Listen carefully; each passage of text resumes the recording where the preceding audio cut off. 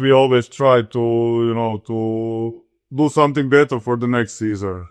Doesn't matter if we won or not, just to try to do something better. Because if you did a perfect season, and for the next season you just, okay, I will copy that season because it was perfect, then you will go down for sure. That makes sense. You need to always try to improve in some area of sport, Yeah. And if you are trying to be the good as the last year, you will be worse than last year. You always need to try to be better. Yeah. Even if you are like on the top, you need to do something better. We are never aiming to be the same as last year. We are aiming to be better. And when we are like 35, 36 years old, the good achievement is if you are staying on the same level. But if you are aiming for the same level, you will be under it. So you always need to aim higher. It's never one person's fault. It's always both. Of course. And you need to be in that mindset. If you start to put the blame on the other guy, it's not good. No. You always need to look at yourself first. Then, if it's not going good, it's not going good to the both of you. Of course. Not just for the one guy. After the 1,000 meter, we were sure we want to get the medal. So we were happy. When we started to pass the Italian stopped us anywhere between 1,000 and 1,500. And if somebody said, okay, we can stop and give you a medal, we would take it for sure. Yeah.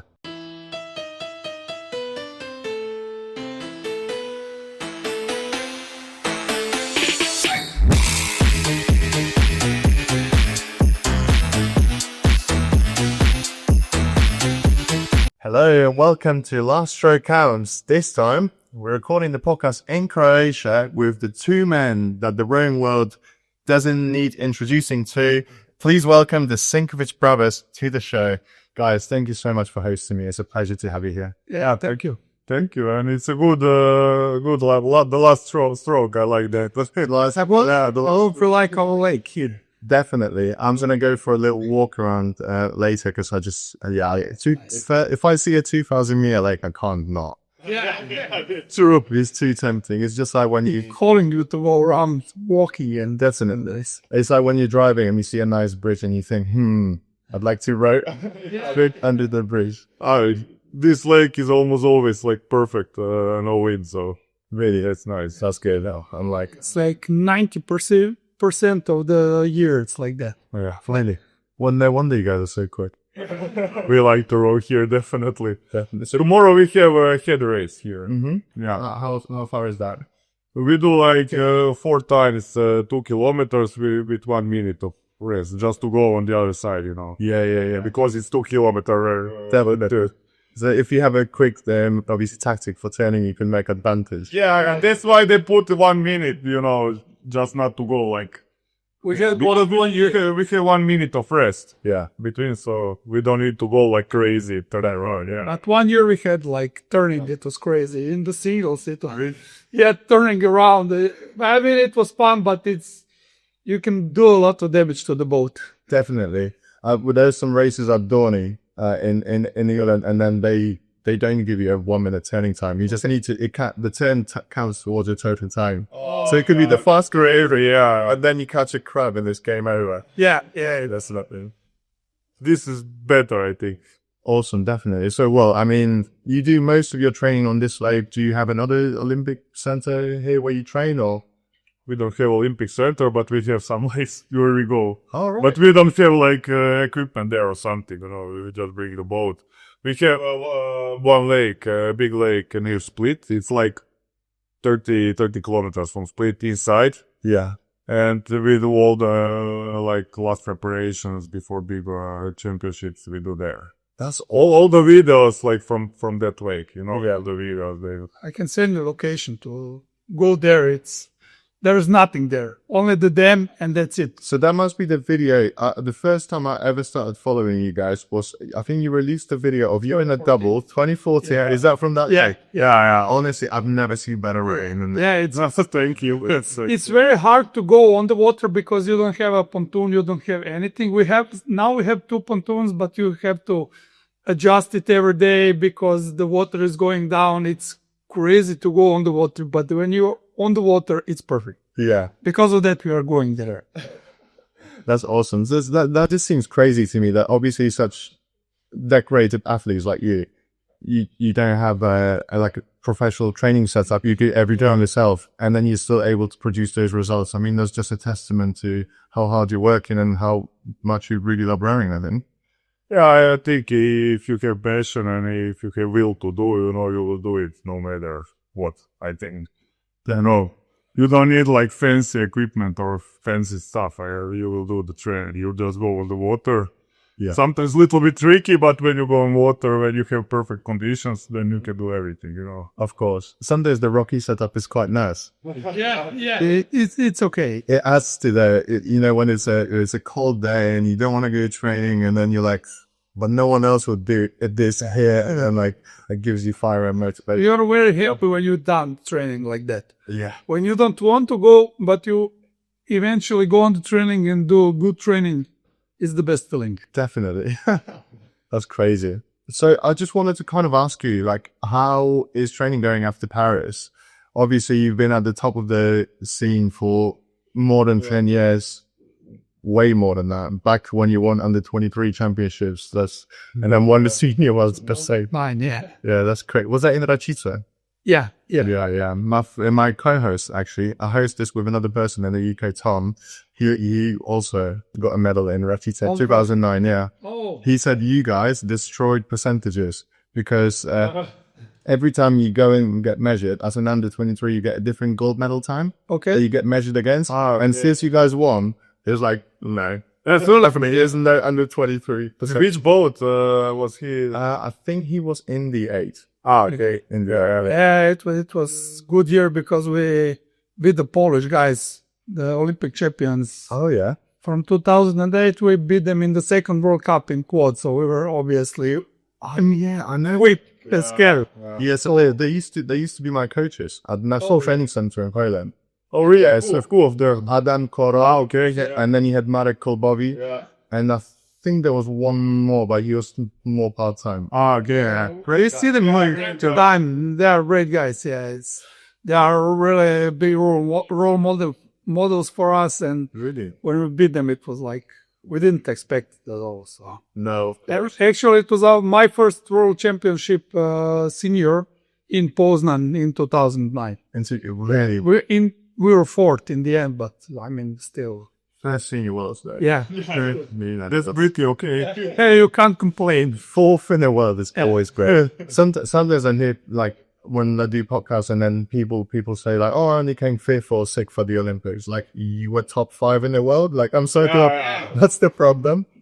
That's great result. Like, Yeah, of course. you are like 5th or 6th, you are from medal like 2nd or 2 seconds Yeah. outside of medal. So. You always want more. That's normal. Yeah, of course. It's human. And if the help permits, then you should go for it. Yeah, of course. We are now in the full training again, and actually we are trying to get in the 4 with the 2 younger guys. Nice. Yeah, so that's the plan for this year, definitely. I mean, it's the plan for the whole Olympic cycle. If everything went well, we'll be in the 4.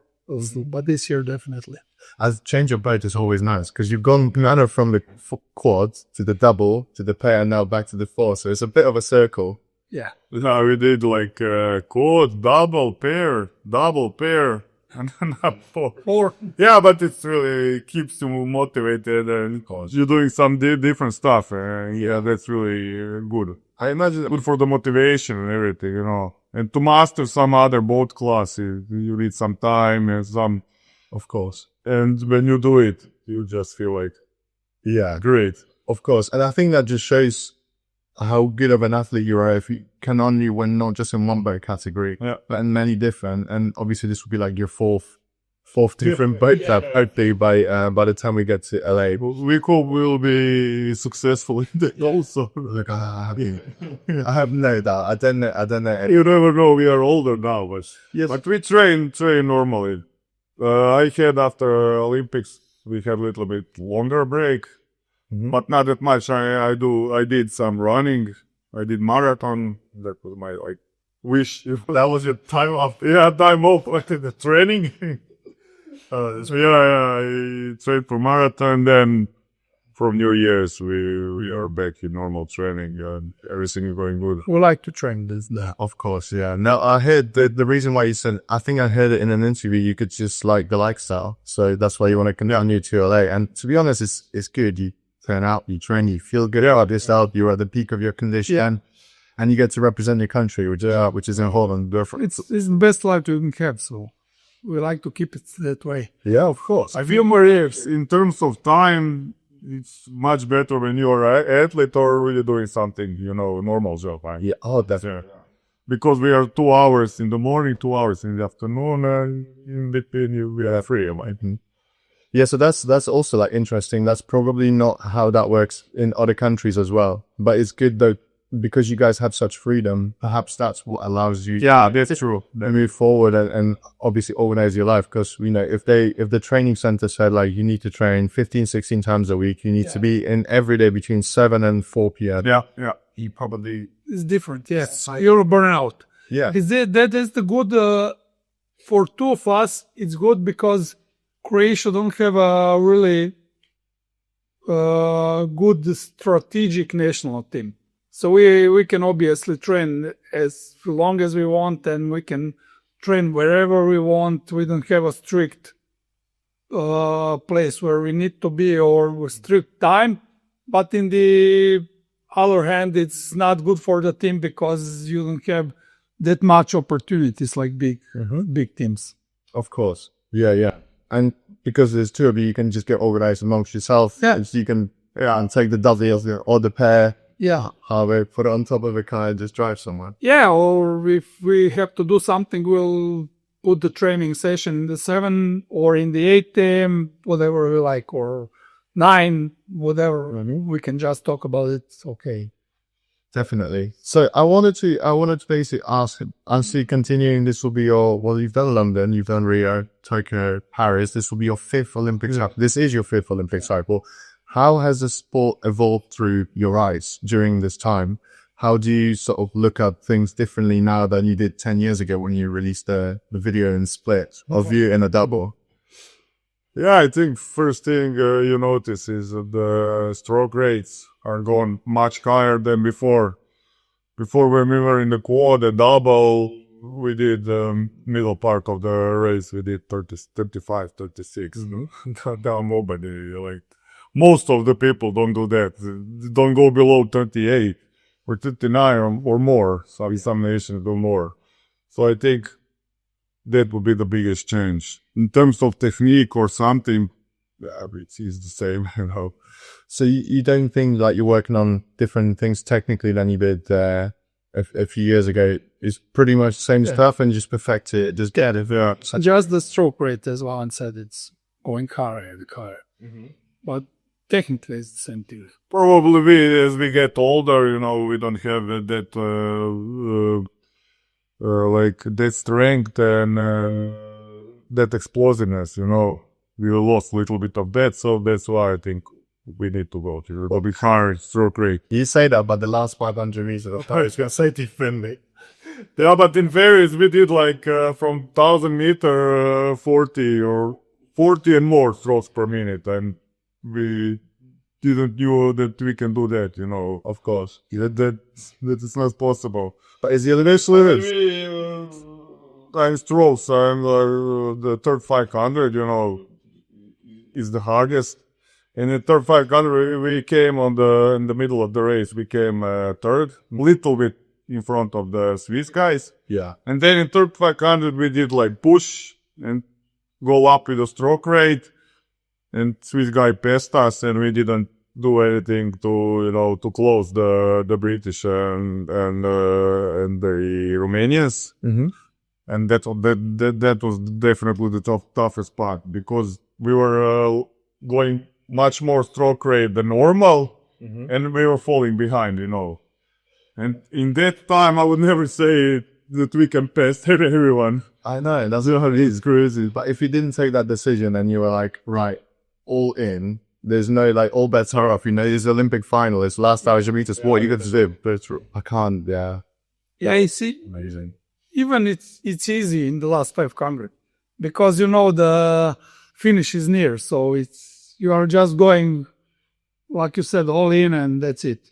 Definitely. Yeah. So if you asked us before the race, we would say we can't do 1,000 meters on 40, 42, 44, but It's crazy. I don't know. Isn't that? Yeah. And it's probably Olympic final and everything. yeah.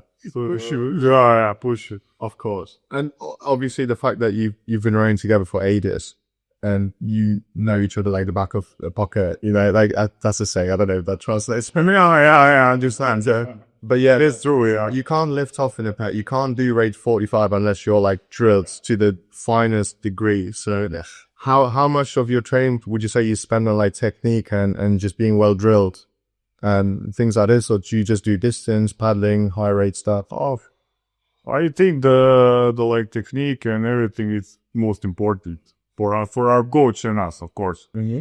We do everything we do. First, we need to do good technique. If you like pedaling or if you do some high intensity, always first thing not to lose the technique. Yeah.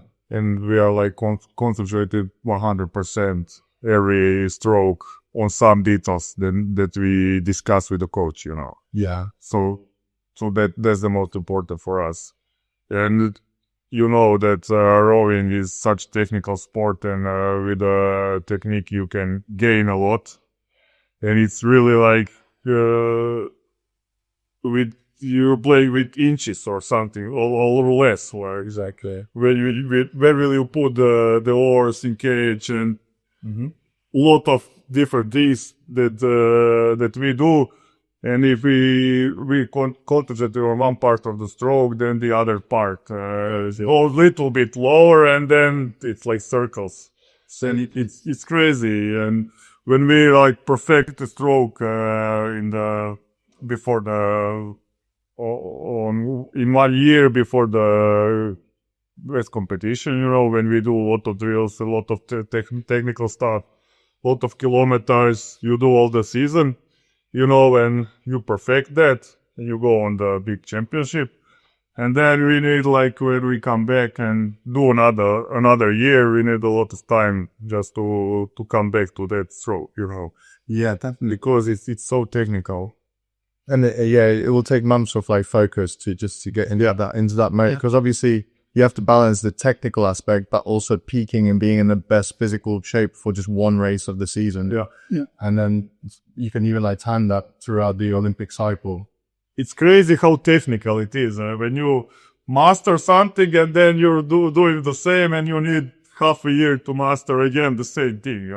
and it looks so easy. Yeah. When you look it from outside, people in Croatia who are not rowers thinks it's easy. You're just going up and down the boat, and it's like it's nothing special, but it's really technique is like really, really important. It's one of the hardest sports you can do because in order to beat your opposition, you don't beat the opposition, you beat yourself. Yeah. And there's just who can beat yourself up the most and not to get out in front. Yeah. But then at least you get to watch all the people that that's good. Awesome. It's good when you're in front. Which I know you've got a lot of experience. Yeah. That's true. How do you keep the mentality and the drive? Obviously, when you're at the top for a few years, for not just few, for many years, in order to obviously stay ahead of the competition. How do you like not lose that spark, that drive, that motivating force? We know that every year we need to do our best and go 100% every year, and we had some ups and downs, not as much as somebody else, but we had few losses where we learned that we need to be on our 110 or 20% all the time. Mm-hmm. So when you relax a little bit, it's not much, a little bit, you'll miss the medal or miss the world. So we experienced it a few times in our careers. Mm-hmm. So every time we said it wouldn't happen to us again, it happened again. So it's natural for the human being to try to be relaxed and in the comfort zone, and you need to go out of your comfort zone a lot of times. So you need to push every year like it's the Olympic year. That's the most important, maybe. Yeah, I would say love of the sport and love what we do. That's the basic, to be successful that many years, I think. And our coach. Because as Martin said, and it's also, if you want to stay on the top, you need to do like every training 100%. There's Not easy, yeah. because obviously it's different getting to the top and staying at the top. I would say those are probably two different things. It's harder because you know that everyone is going to try everything in their trick book in order to try and beat you. So they have more of a freedom when they're chasing to try new things, to come after the person who's on top. Yeah. Versus with you, do you keep doing what you're doing? Do you keep changing? Do you just up 5% every year? Or, Easy to do everything you can. The same as the opposition. Who wants to chase you? You need to do something more every year. It's tricky when you win World Championship or Olympic gold. Then it's tricky because when you lose the race or you didn't go as you planned, then it's easier to look back and try to find something better, to do something better. When you win, it's harder, to after the race, when we talk with the coach, to find something better, after one season that went perfectly. Mm-hmm.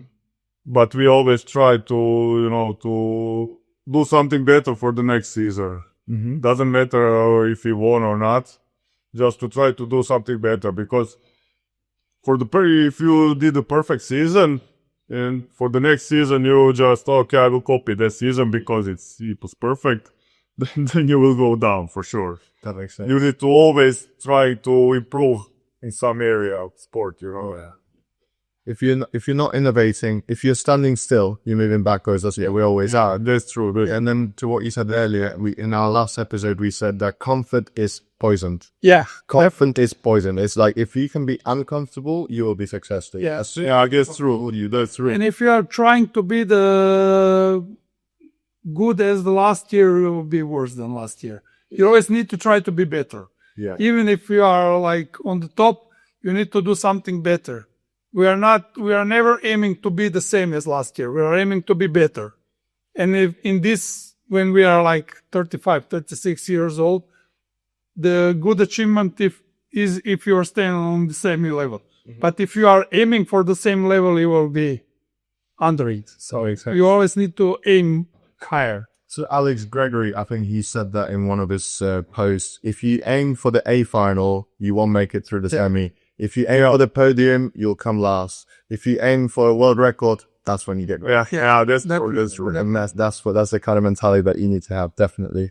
So, how would you translate that, what we've just said, but onto indoor training, like rowing machines and things like that? Because obviously, there are limits, and you can't always keep improving and keep being faster every year. Yeah. Psychologically, how would you deal with trying to always be at the PB level? That's takes a big toll on your body, obviously, trying to do that. I mean, on the rowing machine, on the ergometer, we like do it just during the winter. Mm-hmm. When we go out and we do the rowing, then we just do the rowing. So normally we don't do erg. Okay. In the season. Just when the weather is bad, then, you can't go in water, then you go on there. But normally, we don't do any training on there after, Now when it's good weather. Yeah. So that's strange maybe for some teams, yeah. Yeah, it's so strange. In the UK, every day you do 20k water station, 16k erga, and jets. Yeah. No, if we can row, we don't erg. Yeah. We don't do erg. That's so good. We just do it during the winter when it's too cold outside. So for 1.5 months or 2 months, we just. It's not even that long of the year. Like I was going to say, like a lot of the injuries I think will also come from like athletes overtraining on rowing machines and different training loads like weights and things like this. Key Rapner famously, they didn't used to do weights. Yeah, that's what Eric and Hamish had said. if you only erg for 2 months of the year, then I was going to ask you next about like longevity and how do you stay free of injury and, you know, keep your body in the top condition. But I think that kind of answered it, because I know you also do a lot of training on slides when you even We do on the slide. On the true. slides in RP3. and the reason for that is the Yeah, low back pain. Yeah. Back- When I was younger, I had much more frequent injury in the lower back pain when I do the like static car. And then when we changed to the sliders, it's much better for sure. Yeah, but even in the winter time, we don't erg that much. We are doing the like pieces on erg, but when we do like long distance training, it's maybe 1 hour of erg, not more than 1 hour, and then biking, running, something else. So it's not that we erg that much. I just think that's smart. That's really smart because you avoid the risk of repetitive strain. You don't have anything. Yeah, and during the winter, it's not that I think it's not that important to do a lot of kilometers on erg, you know. Why? Because World Championship is really far away. I think it won't help you for the World Championship. No. You just need to stay fit on the erg because of the movement and everything, because of the muscles, just to, when you come back on the water, that you can normally go on the water. Yeah. I think if you don't erg for 2 months or do road, it will be much harder to come back. But I think during the winter is just to keep the fitness level and keep the like motion and everything, so you can come back for the road. Yeah. And we don't do a lot of attention to the erg and erg scores. Of course, you need to be in some level, but I mean, in these years we are older and we have a lot of erg competitions and the tests behind us. So you know if you are in some numbers, it's okay. It's not that we need to be every test on the best. And we have, for 1 week, we have a national championship on 2,000 meters on erg. Yeah. So we'll just go from the water, we'll row all week. We'll just go in Saturday, do the competition and go back on the water. It's not that important to us. If you're in Croatia, you can come Yeah. in 1 week. I'll be here Next weekend. Yeah, I'm here for 2 more weeks, actually. Okay, in Saturday, it's in Rijeka. In Rijeka? Yeah, it's in the north of the seaside. Yeah. It's like 1.5 hour, a little bit less from Zagreb. Yeah. Oh, And sorry. Split is like 4. Is it? Okay, well, I'll see. Maybe there'll be a way, but it'll be interesting to see, because I've been to, obviously, just the Polish and the British and Georgia. Yeah, that'll be the third one to see. Yeah. Put the message, I'll let you know where is it. So. Sure. It's like Croatian National Championship on erg. I mean, there's my... And that's the only time we do static erg. Yeah. Because on the competition is static erg. of course. Yeah, but we won't train, you know, we, the scores we do on the 2K, every year we have like one 2K test. It's national championship, Yeah. and we never train for that. We will do whole week, normally on lake, and we just go to the competitions. And, Mind-blowing. yeah. It has mind-blowing to me. Because, I think we can go much faster, you know, if you train for that. of course. Yeah, we are never really getting for that competition. They're just going for the water. Probably one of the most surprising things I've heard. Like in America, in some of the universities, every Saturday they'll do a 2K test. So every school throughout the year. That's crazy. Yeah, and then they will be doing like rate 38, 39 as well. Oh, okay. There's 2K on the static erg, and it's like, That's really good for your back. That's crazy. And that's why I think that's good for vehicles. They have a lot of injuries. They do too much kilometers and on static erg. Right? Especially with static erg. It's crazy. bull ribs will break, backs will break, even like you need new hip sockets. And We had, when we were younger, we had like different head coach. And we were younger, we needed to do everything. So we were like doing, like every month we did like 30 minutes or 22, like max and it was on static erg, and you get a lot of injuries with that, I think. There was no sense in it. No. The most important thing is how fast are you on the water, not on the air. Well, that's what you get the medal for. Yeah. Don't get it for, oh, I can pull it better. I mean, I understand the bigger teams, you need to see who is better, if you can see tracing and stuff, maybe on ergometer you can see definitely a lot of stuff. But for us, it's not that important. Well, I would say I've seen it play out in the opposite way as well, where you have big teams and you don't even do seat racing because you just measure most of the squad just through their ergo times, which I think is silly because it's rowing on a static ergo is so different than having a boat moving ability. Yeah. Because also wave comes into play, how fast you are, obviously. Yeah. I mean, my opinion, you can see definitely some stats, you can see fitness, but definitely you need to translate that to the water and see who is better on the water. Yeah.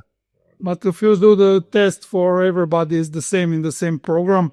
And if you just do the test not to get concentrated on that, is the same thing like we are doing. Mm-hmm. You can see everything, how is fast is somebody. It will be like 3 seconds or 5 seconds slower, but it's for everybody is the same. So yeah, you can still see it. You don't need to be prepared for the erg. It's better to roll. That's true, because you can even do like your 2,000 meter erg prep on the water. Just doing the same piece. Yeah. It's the same movement, same muscles, same lungs you're using to breathe. Everything is the on the handle. Yeah, but we won't even change the program. We'll do most of steady state. Yeah. From the training, it's like yeah. Mm-hmm. We won't do some shorter pieces for that. Your normal training and then go. Definitely.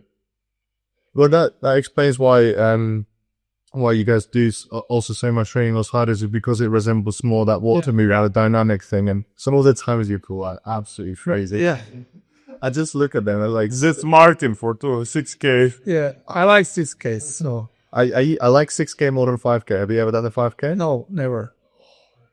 You can break 6K down easier, I think, but with 5K, it just seems more brutal. It's more closer to 2K than it is to... Really? Yeah. I think so, yeah. Like, it's right. In Poland, we used to do 6Ks, but it's a long distance. You can settle in, you can just be on your rhythm and just focus in the zone. With 5K, you're like, okay, 1K start, and then you go 2K to finish, obviously, and then just in the middle, you have to hold the pace, but work your rate. Do you do 26, you do 30, you do 25? How do you? I don't like longer pieces. I don't like 6Ks. No, Martin loves them. What's your top tip for 6Ks or like longer pieces on the ergo? I mean, if you're on the sliders, you need to get the rate up. I do like 37, 38 all 6K. Yeah. But on sliders, it's easier and you need to find the rhythm and just go. Mm-hmm. For me, it's easier to do 2K test than 6K test, definitely. And who's the better 2K?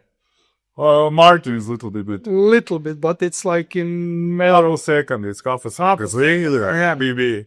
And on the water in the singles? Have you? It's from time to time. Okay.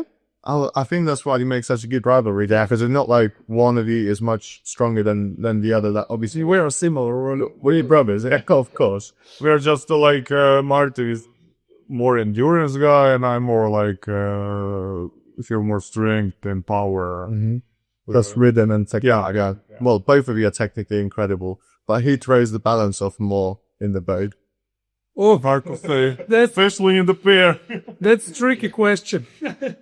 No, I think it's always it's never one person's fault. It's always both. Of course. And you need to be in that mindset. If you start to put the blame on the other guy, it's not good. No. You always need to look at yourself first. Then, if it's not going good, it's not going good to the both of you. Of course. Not just for the one guy. For the listeners, listen to that again. Put blame on yourself first before you start looking at others, because that's so important. Yeah. Yeah, I mean, it's easier to put the blame on the other person, but it's not correct. Exactly. Well, especially in the pair, there's no hiding as well. Yeah, but it's much different in double. Yeah. We have a lot of challenges to Yeah. to argue repair. Yeah. So before we get onto the pair, I wanted to ask you about double, and obviously, and after London, you just knew that you wanted to. Obviously, you had a great quad with Damir and one more person. Yeah. Then this year, you decided that you think you would be the faster combination. No, it was a crazy year actually. Somewhere around this time, before this head race, Valentin had the rib injury, the rib structure, and he had to go out for what 6 weeks. 6 weeks. So then we were still in the quad. We were trained together in the singles. We always start in the singles, and then Damir hurt his back. Yeah. And went out, and he said after one race that he will miss all season, that he don't feel good, and that he will miss the whole season. And then Valentin and I naturally sit in the double after one get healthy. We said, okay, we'll be in the double because it's the logical thing. And then we broke the world record. We went under 6 minutes and everything. And then we said, okay, it's for us. Seems more reasonable to go to double. It's closer to the gold medal in Rio than what? That's crazy. I didn't know that was your first season in the double. I think maybe also did 2013 in the... No, actually, cool. Okay, I want to talk about Amsterdam because that is honestly, I find that the top 3 best races ever of any sport. I would say the fact that you are the only 2 people on this planet who've managed to move a boat sub 6 minutes for 2,000 meters in a double. That's crazy. How did you know you were on for a world record pace before that world championship? Obviously the conditions are fast. There's a fast lake, water's warm, but how was it from your perspective? Yeah, I mean, we didn't know definitely on a training camp. We didn't plan to go for the for the world best time. We just wanted to be as fit as possible, best technique and everything to come to the championship. We wanted, of course, to try to win a gold medal. Yeah, first time in the double. And then I remember before the semifinal, we saw that there were some quick times, and we talked with the coach and we just discussed before the race, and we said we'll go as fast as possible, no matter of position and everything. We'll go as fast as possible. At that time, we didn't have any measure of the speed, during the race. So we didn't know. You never stroke it? I have the stroke coach, that's a stroke coach, but... no GPS? No GPS, yeah. Oh, we didn't know,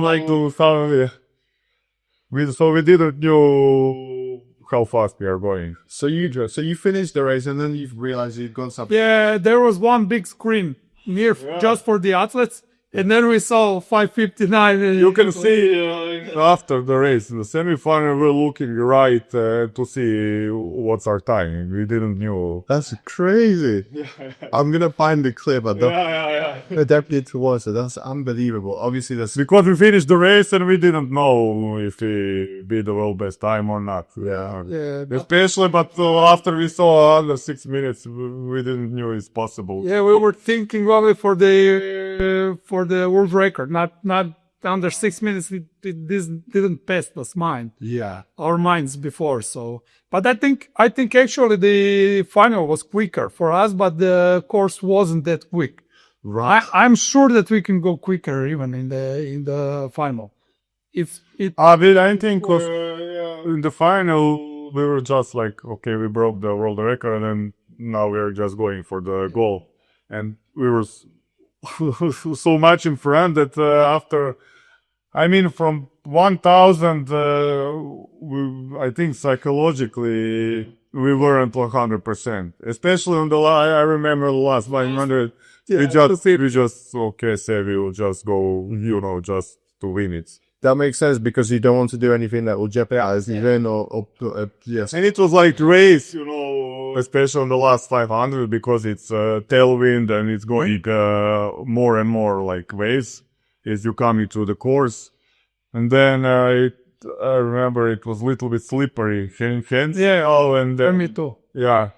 And then we just said we just finished, Yeah. So I think we could go a little bit faster maybe in the final than in semi, but a little bit if like Half a second. maybe. Maybe. Yeah. It's the same thing. It's the same thing if you have 59.7 or 0.2 or 0.3. Yeah. It's the same thing. So you are just trying to concentrate to win the race, and that's it. Of course. Wow. That is, I don't think it's going to be still many years until someone touches that record, I think.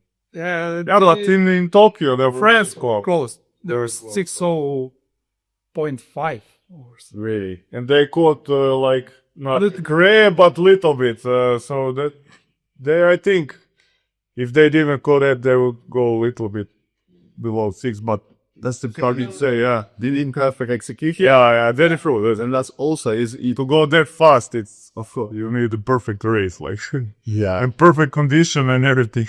I'm glad. I'm honestly glad it lined up for you guys in that way, because that's like one of the many ways that your name was going to be forever in history books. Thank you. Yeah, but it's records. It's meant to be broken. Somebody will break it. That's for sure. Well, That's normal evolution. We'll see when, but it will, bro. Yeah. I broken. definite. Well, we'll see. I mean, sport is going. Sport is going up. We'll be watching too. Yeah. Well, I mean, yeah, in Olympics in 15 years' time, we'll be weight 50, probably. Yeah. Yeah. It will be a flying boat. Yeah. You never know. I know. It's absolutely crazy. Yeah. So after this, obviously, you had an incredible campaign over to Rio with the World Championships in Egg in France. Then Rio, obviously, gold medal. And that was the first time you got the golden on your neck. What was that like as an experience? Obviously for your country as well. Compared to competing with countries like America and Germany and Britain, when they have so much population, Croatia's relatively small in terms of the population. 3.5 million. Oh, it blows my mind how amazing it is for such a small population. What was the experience like for you? It was amazing. It was really stressful because we were favorites in London in quad 2. We were second. So I think it was most stressful Olympics for us. And I mean, when you finish, when we crossed the finish line, I was thought to myself before I will go crazy, go wild, but I felt more relaxed than anything else. It was really amazing feeling when you cross it. It's a big thing when you win the first gold medal. Second one it's amazing, but it's the second. First one is, if you didn't achieve it, you are thinking to yourself, maybe I will get my career without the Olympic gold. I mean, it's still amazing career, but if you knew you can have it and didn't have it, we wouldn't be happy with that. Yeah. So it was amazing feeling, and it's something we worked for years and years. So. Yeah. But for me, it was surprising because it wasn't that much ecstatic, but more relaxed feeling. Pressure. Come on. Yeah, just pressure. Just want to enjoy the moment. Yeah. Not go crazy. Enjoy the moment. Like, we've done it. Yeah. Done. Thank God. Let's get there. Let's get that medal on. And then I just say something totally different. And I see this picture. You see this picture? Yeah. And every time we come here with the coach said, "You see how good you rolled this. You never rolled after that good." With the old picture that on the same lake. Yeah, that's the lake. You see, they're amazing. They are. lake. Yeah. And when our coach see this picture, that's the perfect rowing. And every time he said, you don't roll like that anymore. You never grow like this. he definitely knows how to keep him out. Yeah. He's never happy.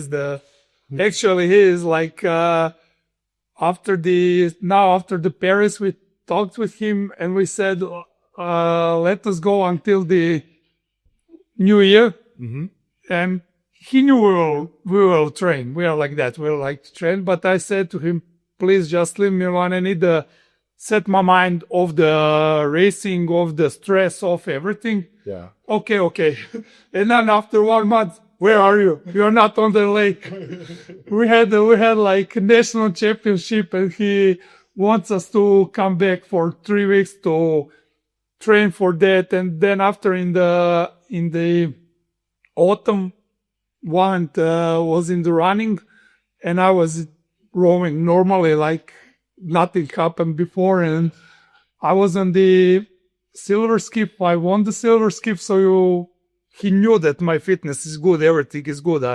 And then he wants me to go on some VO2 max test 3 weeks after. I said I don't want to do it. He was crazy. Why?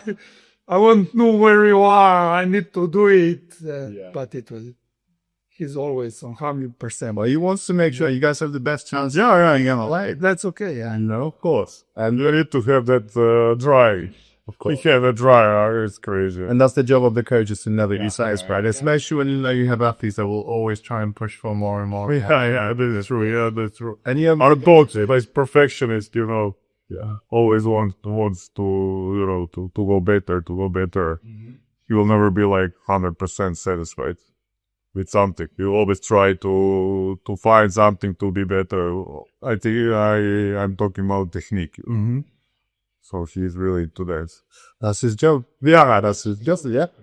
So after Rio, I know that before that was the last year that the Kiwi pair has ever raced. I know they've released some training videos of them in a double, training in New Zealand, putting some fast times. I know you guys were in a double at that same time, and there was a bit of a debate of like who would be the faster double, and like did you ever like wonder or talk to them or think like who would come out on top? Not about that.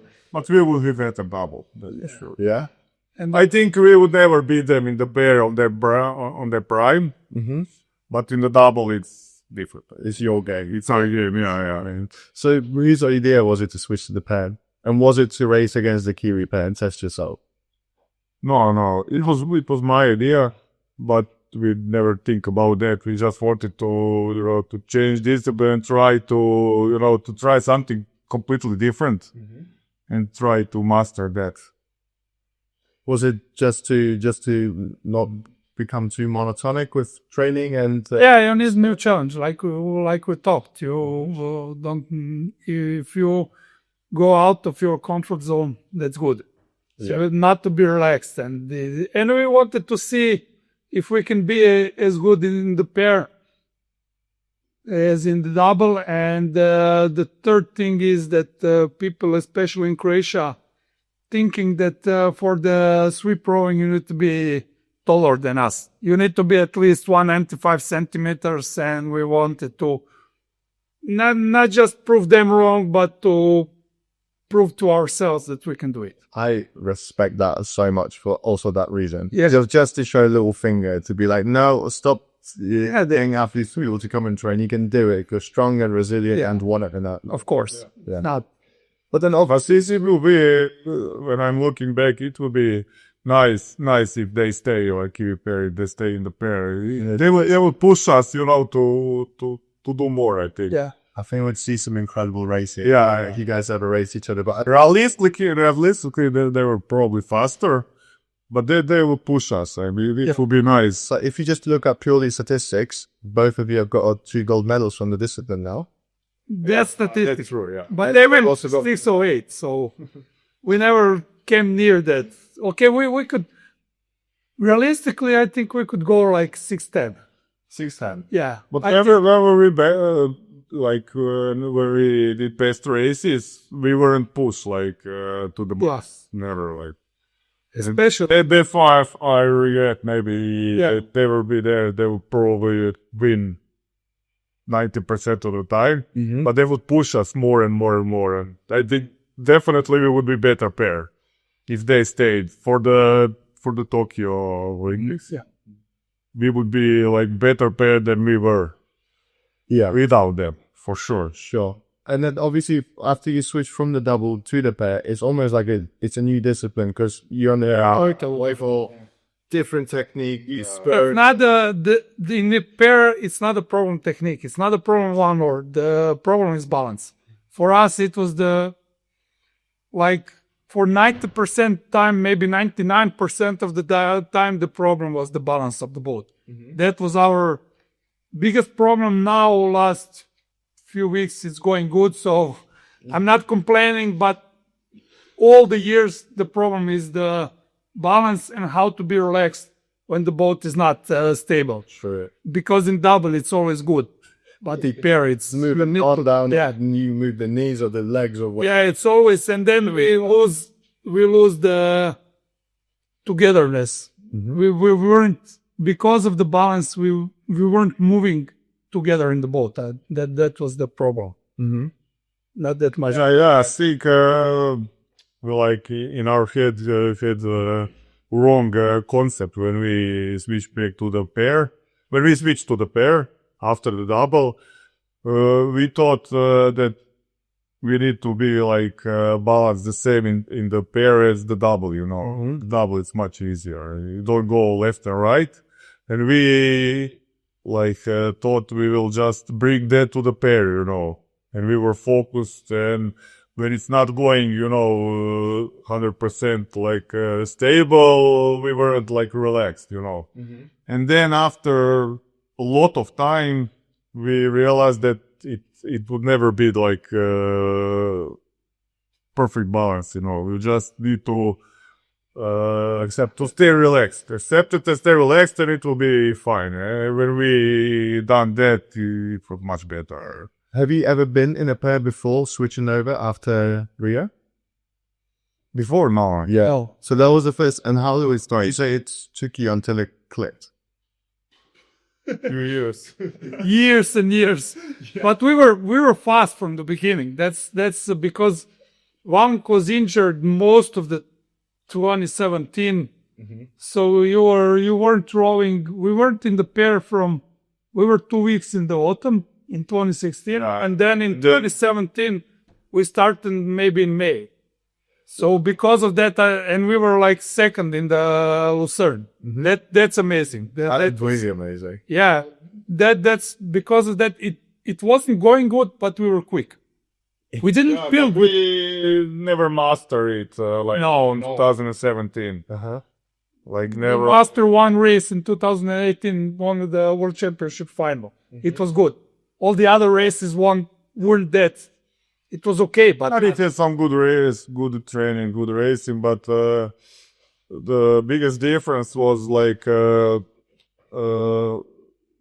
from the double to the pair. It was like our best performance and our worst performance in the double was like really, really close, and then in the pair it was like that, you know, and that was challenging to. The game was just to close that gap. Yeah, It's a document that you talk about. we need a few years to close that gap. We had some good moments, but too big of the gap, you know. Do you think the break that everyone's had from rowing before Tokyo, the fact that Olympics were postponed, maybe helped with that, or did you basically train the same throughout the whole season? Because you obviously, trained the same.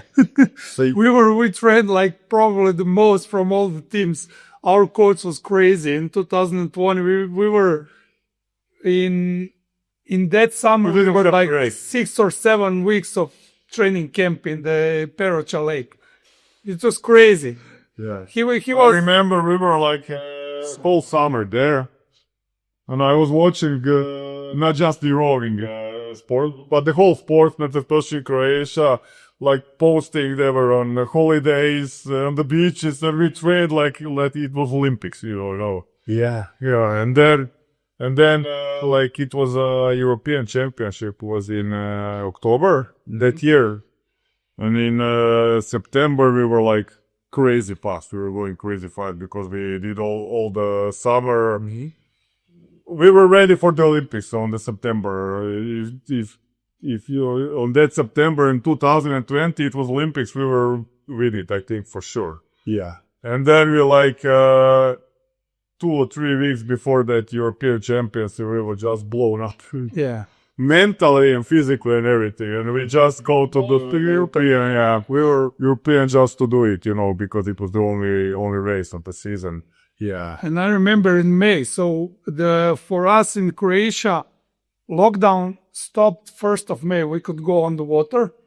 It was Monday. So rowed like 5 days, but we didn't row for 5 or 6 weeks. And we need to prepare our hands. And we were rowing, and then we have a lot of blisters. And we asked the coach in Saturday, can we skip the rowing and go to the bike because we can't feel our hands. We need to do more kilometers. We need to row. We need to row. Yeah. And then And at that time, all the competition were kept. yeah, Is there any competition? they say you will maybe have European championships in October, but we are not sure. So, and he was crazy. Do you remember, like, when they canceled everything and it was locked down, we couldn't go out. And then our coach brought us the thermometer to our home.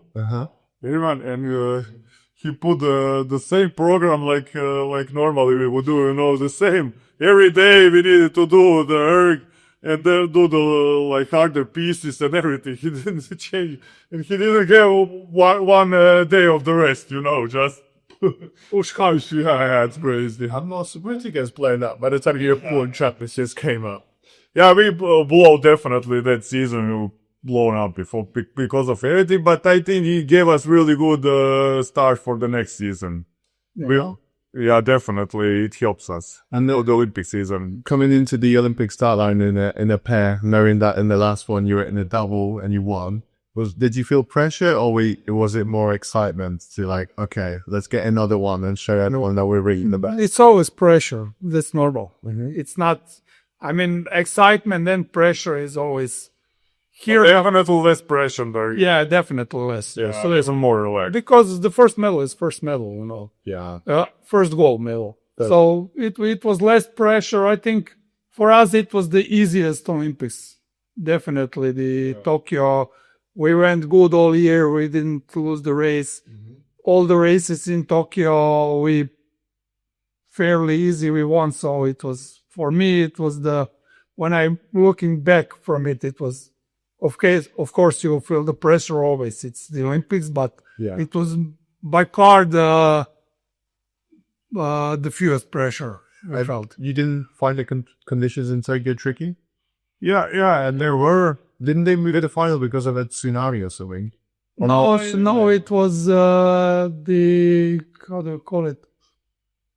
The heavy rain or monsoon, yeah. But it was not that bad. Yeah, but they moved the semi-final. Yeah, we went there. For semi-final, final the next day, We didn't have rest. Yeah. So we had semi-final and then the next day is final. Normally you have 1 day of rest between. Yeah, semi-final. The conditions were bad, but we get it good on the stroke, on the race pace. It was good. On the lower rate, it was awful. Every day on the training, it was awful. I couldn't wait every training to stop. I remember But a lot of boats and wash, but it's going from the shores, going back. The wash. It was awful, crazy. Every time we do the race pace, it was good. So we were confident it will be good. Well, that's what you need to perfect, right? Yeah, there's where some days we talk about, look at that crew and paddling, and they look really good. They look better than last year, but at race face is when it matters, and exactly, yeah. I mean, when you look like a Kiwi pair pedaling, they're going all the way, and then when they do the race pace, they look perfect. Yeah, Playful, yeah. Yeah. Move the boat, they're moving the boat. Yeah. So after Tokyo, whose idea was it to go back to the double? I think it was natural. We just wanted to switch back to the double. How come? You missed it so much? Yeah, we missed it, yeah. For the 5 years you were in pair, so we missed the double. It was just kind of like, that boat. And then you've done 2023 season as well, I think, in the double. How come you switched back to the pair just before Paris? That's interesting, because that came as a bit of a surprise, because obviously, had 2023 Worlds, people were pre-qualifying for the Olympics. You kind of measure yourself, what you had to do for the next year. And then you guys come out of nowhere and just unbelievable. Well, I don't know. I mean, like, yeah, I understand. I don't think that was it working point. Yeah. Just because we thought that we have a better chance for the gold in the pair than double. Because the Dutch double were really quick in the World Championship in Belgrade. Mm-hmm. They're really quick. We thought that we at that time that we can row double and pair the same, the same quality of rowing. Yeah. And I thought maybe if we have choice, we are the only one in the world that have that choice. Yeah. That have the ability to row the same double, and then why not to use that, It's like a If we thought, you never know, of course, for the Olympics, It was a bit. very bit quicker, but we talked with each other and said, okay. but it's good to have an ace like that, obviously. Yeah, Yeah, definitely. It was really, let's say, like an ace. It was all or nothing. It was a big risk, Yeah. but we had confidence in ourselves. And Valent asked me, "What do you think about that? That he thinks we have more chance." I accepted, like in matters of hours. I was thinking too that we can do it, and we had confidence in ourselves. So, but definitely the climate in Croatia about that was that we are doing something bad. You are not normal. Why are you doing that? You have a shoe thing in double, but we were confident. Well, you proved that one wrong. Yeah, You proved that right. That's a, again. it's a good feeling. Yeah, Yeah, definitely. Yeah. If you were to sort of describe that race and how it like unfolded in front of you, obviously you spoke a little bit that you didn't know that you could, in that one last 1,000 meters, but like at any point did you lose belief? Did you think like, oh, I might actually come with the bronze or silver, or were you like, and Most that- of it. yeah, after the 1,000-meter, we were sure we want to get the medal. So we were happy. When we started to pass the It stopped us anywhere between 1,000 and 1,500. And if somebody said, okay, we can stop and give you a medal, we would take it for sure. yeah, We didn't think that we could come. I mean, that we could even be close to the gold medal. yeah, definitely. Not now. We were thinking just to, Right. in the race, we were thinking just to get the medal if it's possible. When we started to pass the Swiss and the Romanian, then we were thinking, okay, we have a medal, that's good. We never thought until the last 200 meters, we didn't thought that we can get the gold. well, it happened in the last 50 meters, obviously the British pair kind of caught a little bit of crap. And then I don't know if that happens because of pressure, stress, or maybe I like to think that someone up there saw how it's having God throwing. exactly the gods of rowing saw how much you wanted that, how much of the sprint you put, and then they just paved the way in your favor. Right, maybe, who knows, maybe, but if there weren't Swiss and Romanians in the race, if we just rode against British, we would never catch them. Yeah. That's for sure. Because that fight for the medal gave us the belief that we can, to pass them, or not even in the last 200 meters, we weren't like, okay, we will beat them, but just thought to ourselves, just put them under pressure. And if Felipe five will need to go like 100%. I like that. If you put someone under pressure, they might make a mistake. So that's normal in your favor, definitely. If you didn't come away with gold, would you still be rowing now? Yeah. Good I mean, to hear that. I'm 99% sure we would. It's much easier now in the matters of your head and everything. It's easier, and obviously because of the sponsors and money and everything, it's easier if we get the medal, not gold, but medal. But I think if we didn't get the medal in Paris, we would still row, definitely. We love it. If you were to describe the 4 Olympics that you've been to, which one was your favorite medal and why? Paris. Because Because of that race. of the race. Nice. My favorite Olympics were London. Okay. Best Olympics, yeah. There's The organization, atmosphere, town.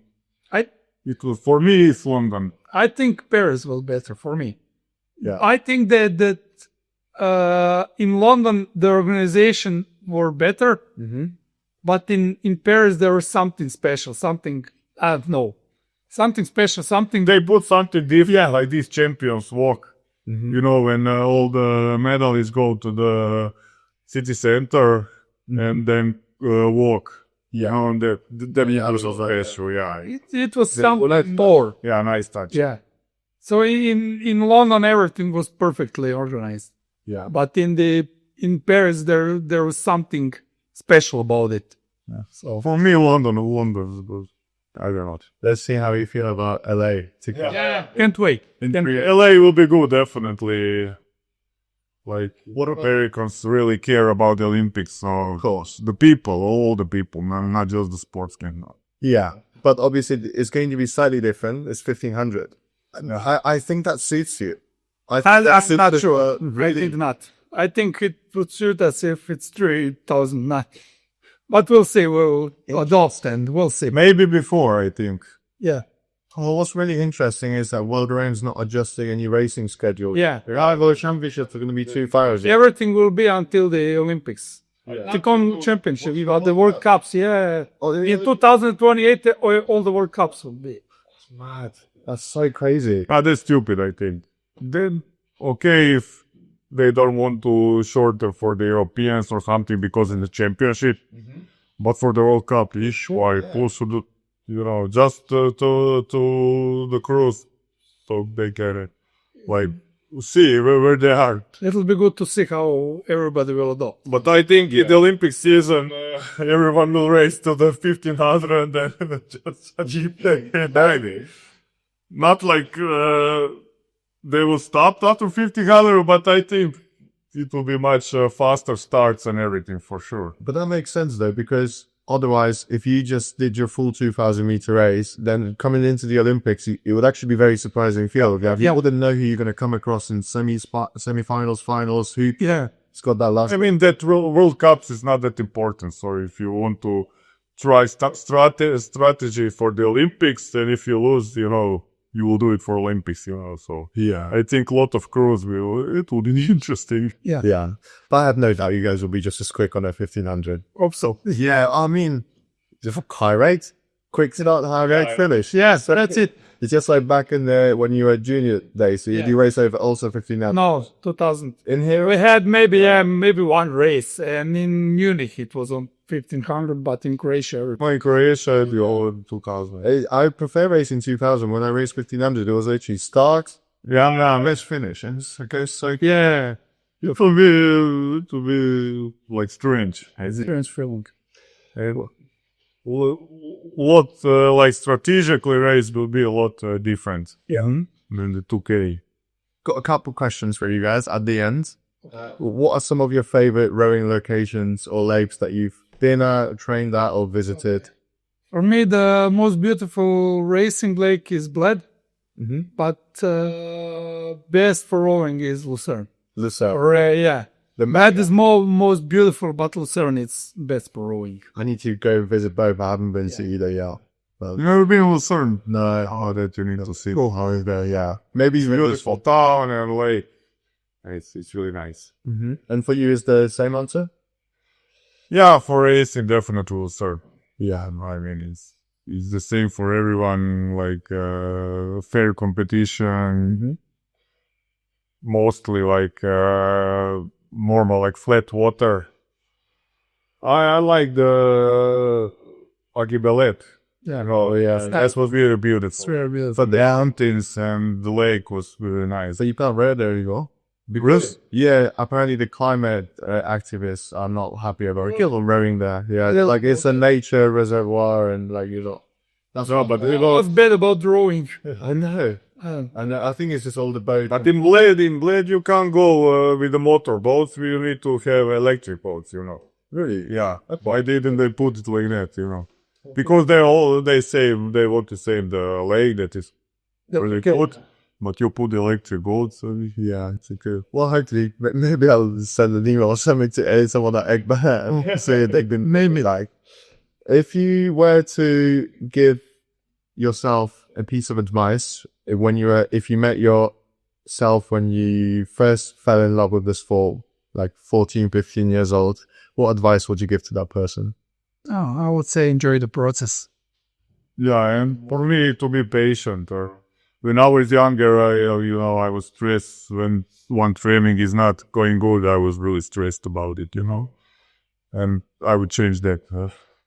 Yeah, I think more of the big picture. Yeah, How to, I mean, it's normal. So some trainings you'll do great, some trainings you won't, and that's normal. You can't go always good. yeah, It's just not to stress about it, definitely. Well, stress will not help them. Yeah, sure. And then lastly, I just wanted to ask, who are some of your rowing idols or the people that you look up to when you train and race and who inspire you? Yeah, for me, When we were younger, definitely Chop and Špik from Slovenia. They had the most influence on our early career, I think, because we trained it one way, and then when we do the training camps with them, they do a lot more kilometers than we, and then we saw them, and then we started to do on training camps like trainings with the 30 kilometers, much longer training. Before we did 20 kilometers. Yeah. for me, Stop Chop is like the biggest role model. Yeah, so the Slovenians, basically. I remember on this lake, Peruča, in when was there that Špik rode it? That is 2010. 2010. And we were in the quad, we rode for many years on the Peruča, and he came in the single, preparing for the World Championship Carapiro. And then he rode and come back a few hours later, and come to the hotel and told us, oh, it's nice, it's some waterfall. We said, what waterfall? Oh, but you have waterfall after 20 kilometers, He went 20 kilometers and 20 back, Wow. And then we said, okay, we were here for I don't know how many years and never come there. Yeah. And then we come there, Yeah. Next training, he can do it in the single. Why can't we in the quad, Oh, I just imagine the hamstrings pain of it doing preparation. It's too much, but you can believe you can do something. Yeah, definitely. I think this has been so inspirational. It's great to talk to you guys, get your opinion on different things. I mean, at some point, maybe when you're over for Headley or some other time, we'd love to have you on a podcast again. Oh yeah, I think we have planned to come to Henley this year, so it's good. It's good, but I'd love to also just take a few steps before you started going to world rowing and found out how it all started. So then when we talk again, we'll probably go over your rowing story, the origin, and we see how the beasts were formed. Yeah. Right, of course. So, but as for today, thank you so much for hosting me, and this concludes everything for this episode. So on that note, easy there.